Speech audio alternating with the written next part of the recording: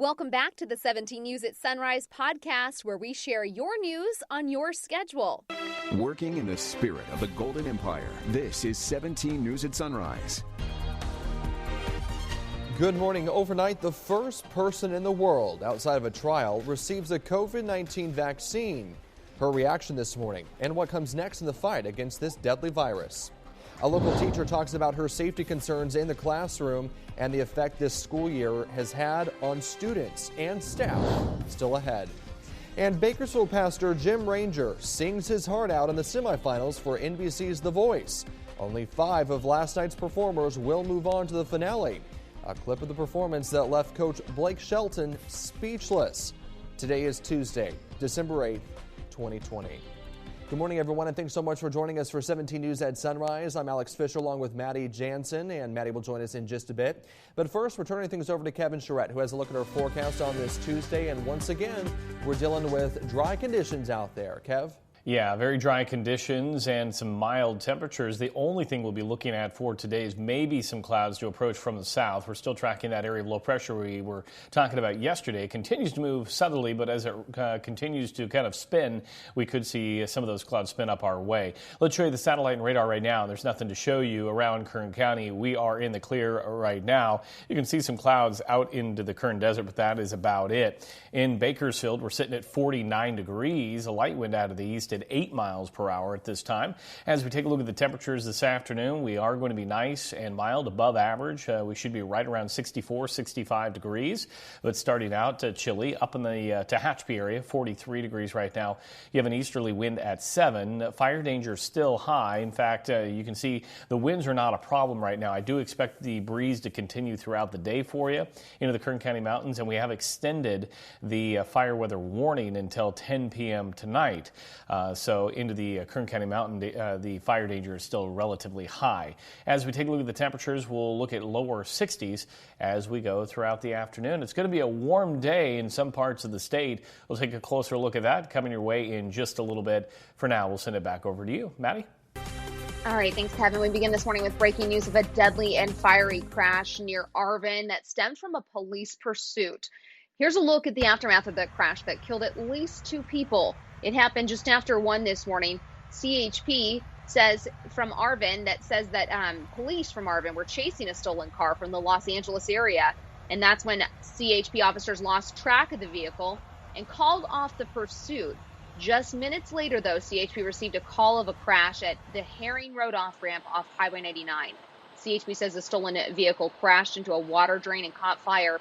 Everyone in the vehicle was declared dead at the scene. Police have not determined how many people were in the car, but they see at least 2 people, possibly 3, were killed.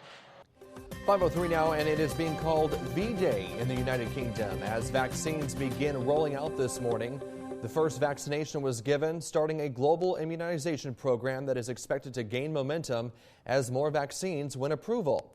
The first recipient was Margaret Keenan, who turns 91 next week. The former jewelry shop assistant received the shot at University Hospital Coventry at 6:30 this morning. The United Kingdom is getting a head start on the project after British regulators gave emergency authorization to the vaccine produced by U.S. drug maker Pfizer and Germany's BioNTech. The first recipient in the UK's effort gave words of encouragement to others considering taking this vaccine. It hasn't sunk in yet. I can't really answer that question yet. It's just really, I don't know what to say. It's just overwhelming, I suppose, really. Yeah. The vaccine can arrive soon enough for the United Kingdom, which has more than 61,000 COVID-19 related deaths, more than any other country has reported in Europe. And now to the coronavirus pandemic here at home, as public health officials reported 264 new cases yesterday. No new deaths were reported, but so far 456 people have died from COVID-19. According to data from the state health department, Kern's positivity rate is more than 16%. That's more than double the state's average. The state health department says 209 people suffering from more acute symptoms are hospitalized for COVID-19, and 31 ICU beds are available in Kern County currently. Testing is still an important way to help get the coronavirus under control. Kern Public Health has an all-in-one place where you can go to find the nearest testing site to you. You can go to find an interactive map on the Kern Public Health website. It shows where you can find paid COVID-19 test sites, free sites, and including sites that offer a $25 gift card. You can also click on each testing location to find more information on appointments, testing dates and times, addresses, and contact information. Just go to kernpublichealth.com and click on the COVID-19 section. And the Kern County Latino COVID-19 Task Force is holding several free testing sites this week. This morning, the organization will give out free tests at Standard Park in Oildale. That's at the corner of East Minner Avenue and Doyle Street. Testing starts at 11 a.m. Free face masks will also be given out courtesy of Adventist Health. Appointments are not required. And while the state stay-at-home order has shut down many businesses in Kern County, a handful of school districts are allowed to remain open, with teachers working in person amid surging case numbers. 17's Taylor Schaub takes a look at the state of Kern County schools and the safety concerns for students and staff. Taylor? Well, good morning, Alex. The return to in-person education has been so focused on student safety, and schools have worked diligently to make sure that they have the necessary steps in place. But one major concern still remains: the health and well-being of our educators. As many of the major districts shut their doors for the foreseeable future, a few Kern County schools remain open, staffed with teachers worried about their safety amid a surging second wave. The teachers are among the population most at risk. We have teachers with lupus. We have teachers who have successfully battled cancer, and now we're putting them at risk. Even before the Kern High School District indefinitely delayed their return to campus, Karen Patino was a strong supporter of distance learning. A good teacher will be a good teacher no matter where they are. The English teacher's belief is one that's been echoed in more than a dozen emails sent to 17 News. Why should teachers risk their safety when the county is shutting down? They are in a life-threatening situation in order to do exactly what they were doing at home. However, with 50% of students in select districts failing one or more classes, many parents have pushed for a return to the classroom, an argument the English teacher understands, but believes would be far more detrimental to the student's education. Going back into the classroom means masks and distance, in some cases behind plexiglass, while the students are behind plexiglass. So you're essentially teaching Zoom in person. In fact, she says those protocols sound better in theory than practice. I don't think it's realistic to have these kids follow the protocol because it's not realistic. Not even the adults are following the protocol. She fears the failures to comply will force teachers to choose between their job and their health. If they are in the highest risk categories, their only recourse is to take disability or to use sick days and turn their class over to a substitute. Dr. Namisha Amin is a physician at Southwest Pediatrics. She believes the dichotomy lies between the difference in how the disease affects students and teachers. If the schools could be run by the children, then absolutely. We should not have a care in the world, and we should send every single one of those kids back to school. But as we all know, there are many adults of many age groups that are required for a school to run effectively. And those are the ones that we put at risk when we put kids back together in a classroom. Meaning that if there's one chink in the proverbial armor, the whole plan could come crashing down. That virus is going to start to slip into the schools, and we can't see it. It's a matter of days before you know, and then all of a sudden you have multiple cases within the school, either amongst the teachers, the administration, or the students, and then classrooms and schools start to close. That level of chaos, says Patino, could prove to be even more detrimental than distance learning itself. There's nothing more disruptive than changing schedules back and forth. Which is why the career educator says until we have a further grip on the virus, schools must shutter all in-person activities and allow their staff the opportunity to work from home. If the job can be performed from a distance, then that is the safest thing for society. Not just us. It's the safest thing for everyone to keep as many people home as possible. Now, if you're an educator still working in the classroom, we'd love to hear from you and your story so far. just email us at 17news@kget.com. Welcome back to 17 News at Sunrise. Your time now is 5:20, and in your 17 Crime Watch, police are investigating a shooting in South Bakersfield earlier this morning. Police say a shot spotter alert went out around 1 a.m. It happened on Madison Street near the 58. When police arrived, they say they didn't find anyone, but police then received a call about someone wounded on Clyde Street. That's about a mile and a half north of the shooting. The man went to the hospital with moderate to major wounds. Police are working to determine if the two incidents are related. Police continued to investigate the death of a Tennessee nurse who was shot and killed while driving to work last week. Police found 26-year-old Caitlin Kaufman's car on the shoulder of the road Thursday night in Nashville. Kaufman was found dead inside and bullet holes in the car. Caitlin was selfless. She was full of life. She lit up a room as soon as she walked into it. She had a contagious laugh. She had beautiful blue eyes. A heart of gold. Investigators say the car was shot at least 6 times. Police say they still don't know a motive, and no one has been arrested. Now to an issue we closely follow here at 17 News, pedestrian safety. A man who was hit by a truck Sunday night is in critical condition at a local hospital.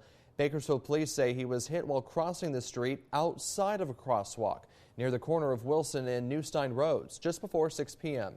First responders say the man had multiple bone fractures. The driver of the vehicle cooperated with investigators, and the investigation continues. The coroner still has not identified the man killed in a suspected DUI crash Sunday in Shafter. According to CHP, a man was driving north on Poplar Avenue when he lost control of his car near Merced and crashed into some trees.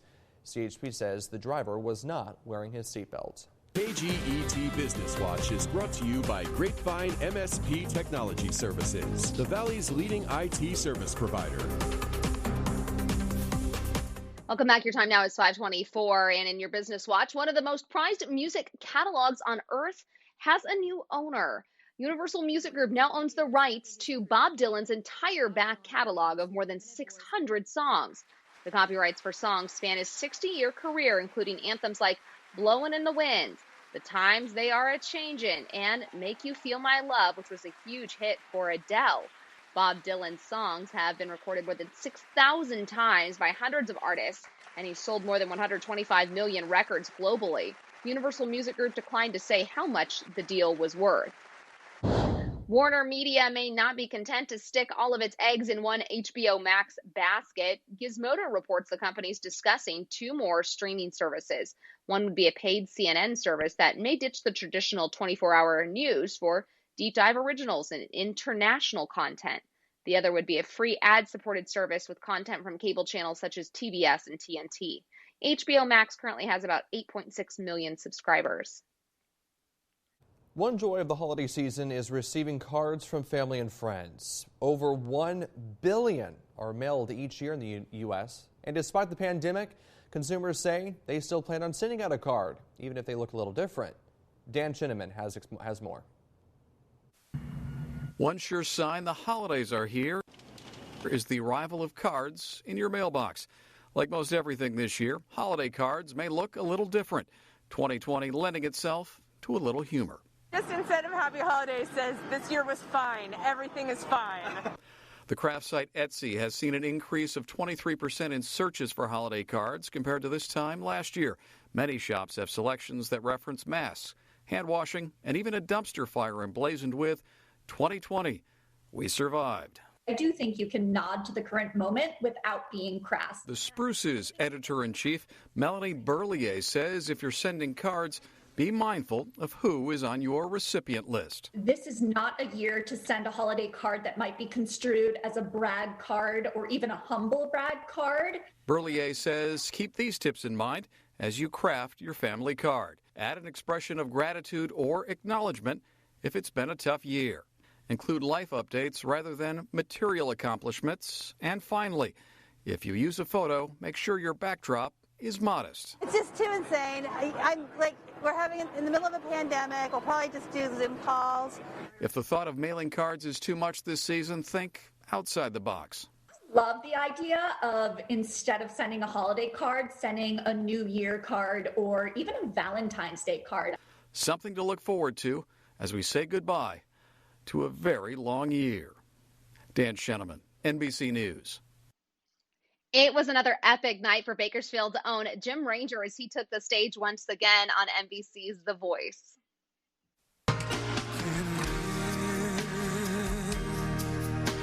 If living is without you, I can't live, can't give anymore. Ranger sang Without You during the live semifinals of the competition last night and dedicated the song to his dad. Ranger and 8 other artists are competing for one of the 5 spots in next week's Voice finale. 17 Sammy Milchak spoke with Jim Ranger right after he performed and asked him about The Rock. It's everything you want out of a musical moment, you know? Like, first of all, I'm standing on a giant rock, right? With, like, this apocalyptic sky behind me, and the band sounded amazing, and I experienced every moment of that performance. There was zero thinking involved. It was really one of the coolest moments I've experienced. Only 5 of last night's performers will move on to next week's finale. Voting closed just about an hour and a half ago at 4 o'clock this morning, but you can tune in tonight here on KGET to see if Ranger moves on. The show kicks off at 8 p.m. We're all rooting for him.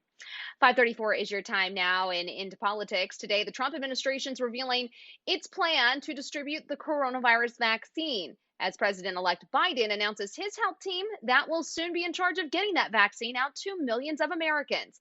Tracy Potts has the latest from Washington.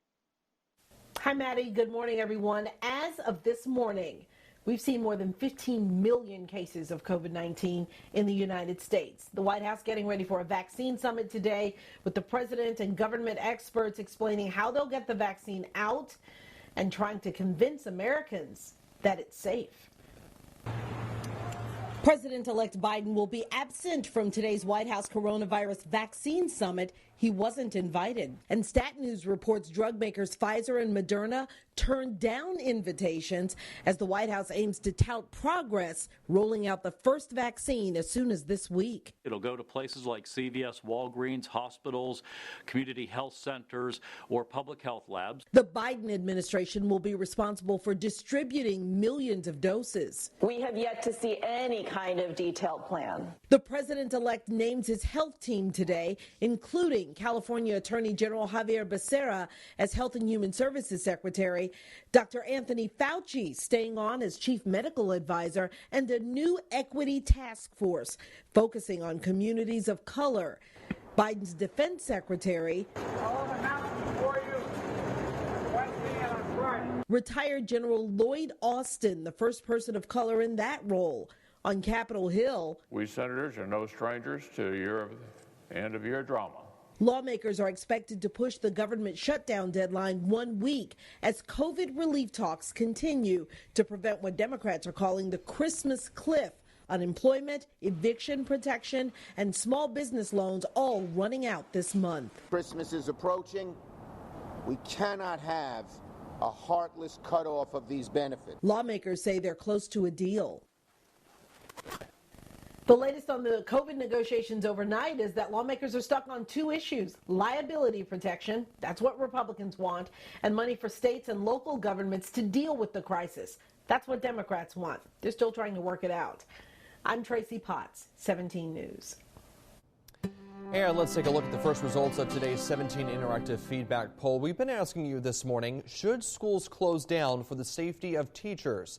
Let's take a look at the results, and it's nearly split. 51% of you saying yes, schools should close down for the safety of teachers, while 49% of you say no. There's still time for you to weigh in. You can call or text us at 661-888-4617 and answer the question, should schools close down for teachers, for the safety of teachers? Press 1 for yes, 2 for no. You can also text, tweet, email, or Facebook your comments to us, and we'll have a look at the results and a look at your comments coming up a little bit later this morning. 17 News is your local election headquarters, and now to local elections as the city of Delano has a new mayor and 2 new council members. Brian Osorio was appointed mayor of Delano during a council meeting yesterday. He posted this photo on his Facebook page, which reads in part, "Surreal moment, thanks to my family, friends, supporters, and colleagues for all having contributed to this opportunity." Now, 2 new council members, Veronica Vasquez and Sal Solorio Diaz, were also sworn in last night. This morning, tributes are pouring in for a national hero. Chuck Yeager, the first pilot to break the sound barrier, died last night. Yeager's career began in World War II. In 1947, he became the first test pilot to break the sound barrier as he flew the experimental Bell XS-1, which he nicknamed Glamorous Glennis. Yeager flew out of Muroc Air Force Base, which is now Edwards. NBC's Dan Shinneman has more. Born on a West Virginia farm, Chuck Yeager became one of America's most celebrated pilots. As a combat pilot during World War II, he flew more than 60 missions. He never trained as an astronaut and said never wanted to. Instead, he became a test pilot for the Air Force. Picked to pilot the rocket-powered Bell X-1, it was in that aircraft in 1947 that Yeager did what no man had done before, reached the speed of Mach 1, the sound barrier. You still can't take that one thing away from me. I was the first guy to break the sound barrier in the world. While the flight was historic, it was classified, so it did not make Yeager an instant hero. Information was not released until the following year. Yeager reached a new level of fame when the historic flight was recreated in the movie The Right Stuff. When he retired from the Air Force, thanks to fame from the movie, he became a TV pitchman and continued to work as a test pilot and consultant. Or as he would say, I still have fun, let's put it that way. Chuck Yeager, he made history and had fun along the way. Dan Shenneman, NBC News. Working in the spirit of the Golden Empire, this is 17 News at Sunrise. The 17 News at Sunrise podcast is a production of KGET and Nexstar Media Group. For more on all of the headlines in today's show, head to kget.com.